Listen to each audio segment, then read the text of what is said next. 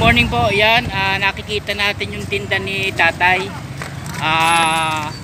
Puto with salted egg at saka bibingka. So, ito lang. Nakita natin siya kanina naglalakad dun sa may tapat na simbahan. Sinundan ko lang parang yan, bali nga tatay, no? Ilan taon ka na nga? 65, no? Opo. 65 na si tatay, nagtitinda siya kayo nito. Pero parang natanong ko siya kanina, dahil nga ang kanyang asawa daw ay may sakit, tinutulungan niya sa paghahanap buhay. Dati siya sa construction. Pero kita mo naman si tatay, fit na fit pa ang dating niya. Tay, isang smile nga tay. Isang tawa lang, isang tawa yan. Para sa ating mga inspiradong mga Pilipino na kagaya mo, ang paggantong hanap buhay, marangal at maayos para ma-survive lang ating pang-araw-araw na pangailangan tayo, no?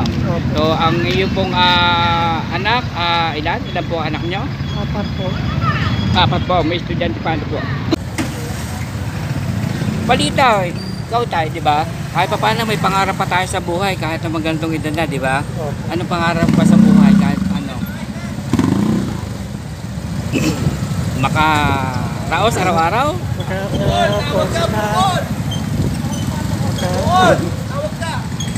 Tapos yung Okay.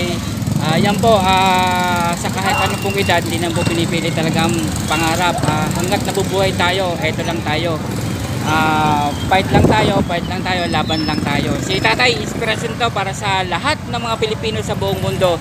Tay, mabuhay ka, isang smile ulit sa camera, tay. Okay.